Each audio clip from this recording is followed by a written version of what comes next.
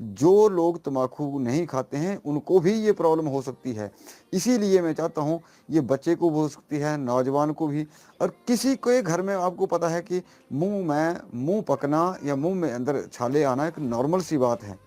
किसी के घर में भी हो सकता है। तो अभी मैं इस चीज़ को बोल रहा हूँ कि इस वीडियो को ज़्यादा से ज़्यादा शेयर करें और अपने ये चीज़ घर घर में पहुँच जाए ये वीडियो, तो सबका भला है इसमें और सबकी भलाई है। ये कभी भी आपके लाइफ में काम आ सकती है। तो उनकी हालत इतनी ख़राब हो गई थी, लेकिन इस चीज़ के प्रयोग करने से मात्र 2 ही दिन में उनको 50% से ऊपर रिजल्ट मिला। प्रैक्टिकल चीज़ है दोस्तों, ये मनगढ़ंत कहानियाँ नहीं है। इसके लिए क्या है, आपको ये चीज़ कोई खरीद के नहीं लानी पड़ेगी। ये कहीं भी ढलानदार चीज़ की मतलब जहाँ ज़मीन है और जहाँ क्या बोलते हैं शीतल जो ज़मीन है, नमी वाली जो ज़मीन है, वहाँ ये अधिक होती है। तो ये एक बहुत बड़ा ट्रीटमेंट है दोस्तों। और मेरे बहुत सारे भाई में बहुत सारी माताएँ बहनें जिनको ऐसी मतलब फर्स्ट स्टेज में ही इसको कवर कर लिया जाए, तो बहुत सारे ऐसे भाई माउथ कैंसर से बच सकते हैं। नमस्कार दोस्तों, आपका भानु स्वास्थ्य केंद्र में बहुत बहुत स्वागत।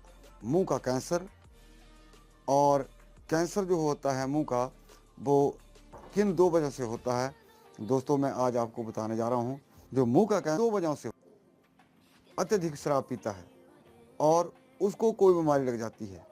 मान लिया पेट में अल्सर ही हो गया, तो अब उसको तो पीने की वजह से अल्सर हुआ, लेकिन लोगों का ये मानना है कि मान लिया जो औरतें शराब नहीं पीती उनको अल्सर क्यों हो जाता है। तो दोस्तों ये कुदरती बीमारी है और ऐसा भी नहीं है जो आदमी नहीं पीता है, नहीं नशा करता है, उसको भी बीमारी हो जाती है। तो दोस्तों वजह 2 है मुंह के अल्सर के। एक आदमी को जो होता तो ज़्यादातर पेट की वजह से है, तो मुंह का अल्सर जो है वो 2 वजह से होता है, जैसे मुंह में छाले पड़ जाना या फिर जो लोग तम्बाकू का सेवन करते हैं। जो लोग तम्बाकू का सेवन करते हैं उनको माउथ कैंसर होता है। वो मैं बताता हूँ कैसे होता है। कि मान लिया सबसे पहले क्या करते हैं, जो तम्बाकू लोग खाते हैं, तो जैसे वो हाथ पे ऊपर मलते हैं और मलने के बाद वहाँ यहाँ लगा देते हैं। अब शुरू में तो जलन होती है, लेकिन बाद में वो चमड़ी जो है वो डेड हो जाती है, वहाँ की जो स्किन है डेड हो जाती है, और डेड होने के बाद उसको वहाँ फिर जलन नहीं होती है। लेकिन कुछ समय बाद जब वो चमड़ी डेड होने के बावजूद वहाँ जब जो अंदर की लेयर है उसको कुरेदना शुरू कर देती है, मान लीजिए जो पक्की चमड़ी है वो हट जाती है, वहाँ से पक्की चमड़ी जैसे हटना शुरू हुई, तो अंदरली की अंदर वाली जो लेयर है चमड़ी की, उसके ऊपर घाव करना शुरू कर देती है और वो गड्ढा आगे विस्तार रूप लेने लगता है। और दूसरी तरफ क्या करता है, जैसे वो उसको थोड़ा सा वहाँ पे पेन हुआ या गड्ढा बनने लगा, तो वो आदमी क्या करता है, फिर दूसरी तरफ उस तम्बाकू को घुसेड़ता है। जब वहाँ भी वैसी प्रॉब्लम हो जाती है तो इस तरफ आ जाता है, और जब यहाँ भी हो गई तो जो पहला थोड़ा बहुत हील हो गया कुदरती, तो उसके ऊपर दोबारा शुरू हो जाता है। लेकिन होता क्या है कि जहाँ उसको नहीं पता कि कितनी लेयरें वो चमड़ी की जल चुकी हैं, डेड हो चुकी हैं, उसके टिश्यूज़ ख़त्म हो चुके हैं, और वहाँ पस पड़ना जो शुरू हो जाती है, गाल लगना जो शुरू हो जाता है। तो दोस्तों ये बहुत बड़ा चैप्टर है दोस्तों। बहुत सारे लोग इस मुंह के कैंसर से मर रहे हैं, और दूसरा इसका जो मुख्य रीज़न है वो है मुंह में कुदरती तौर पर छाले पड़ना, या जिसको हम ऐसा बोल सकते हैं पित्त की वजह से हो जाते हैं, या एक ये फंगल इन्फेक्शन की वजह से भी हो जाते हैं, या मतलब जैसे आजकल आमों का सीजन है उसकी वजह से हो जाते हैं। मुंह के अंदर छाले नहीं ठीक हुए, मुंह पक गया, लेकिन और धीरे धीरे उसने एक बड़ा बीमारी का रूप ले लिया, जिसको मुंह का कैंसर, मुंह का अल्सर या कैंसर। अल्सर होना अलग चीज़ है, कैंसर होना अलग चीज़ है। तो कहने का मतलब ये है दोस्तों कि अगर किसी भाई को, किसी माता को ऐसी चीज़ हो जाती है, तो दोस्तों जो मैंने आज आपको चीज़ बतानी है दोस्तों, मैं इसके ऊपर प्रैक्टिकल कर चुका हूँ, और मैं वही चीज़ डालता हूँ जिसको मैं प्रैक्टिकल कर चुका होता हूँ या जिसका मुझे रिजल्ट मिलता है।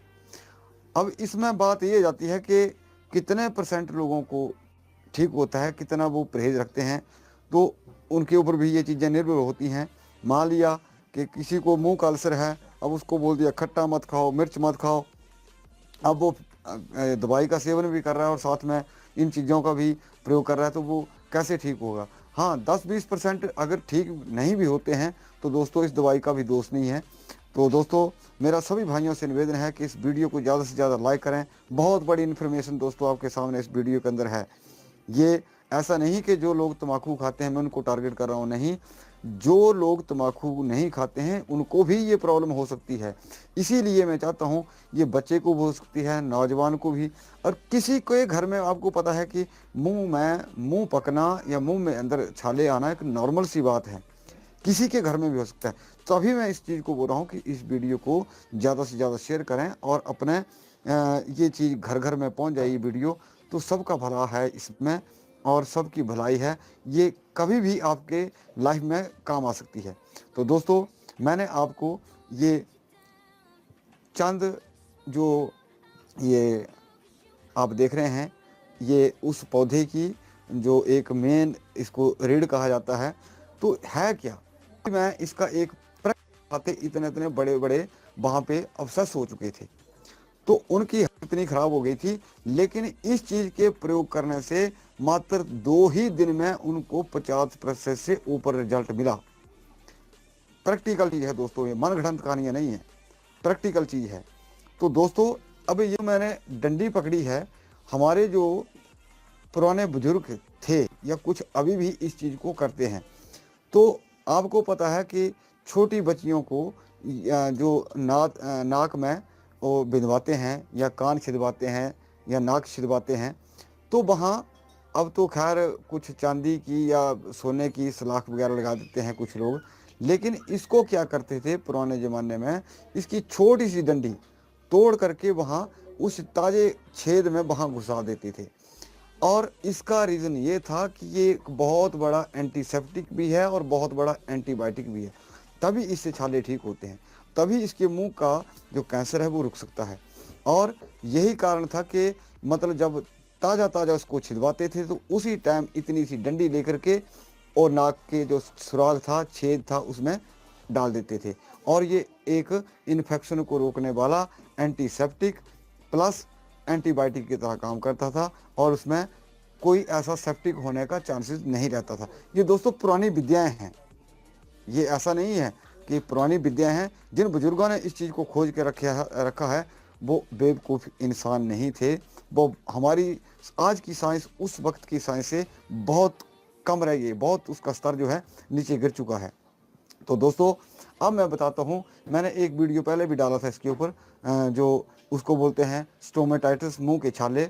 लेकिन आपको हैरानी ये होगी कि यही वो चीज़ है, यही वो मामूली घास है या सूखा भी काम करता है। तो इसके आप जो मैंने पत्ता बताया, इसके आप 5-6 पत्ते लीजिए, उसको चबाइए, या फिर जहाँ आपको जख्म है, जहाँ आपको ज़्यादा घाव है या अल्सर है या जो कैंसर बनने की पहली स्टेज आपको पता है कि यहाँ गड्ढा हो गया है, तो ऐसे 5-6 पत्ते उसको पहले ऐसे इसको पत्तों को निकाल लीजिए, या इसको भी आप चबा सकते हैं, इसमें कोई ये बात नहीं है।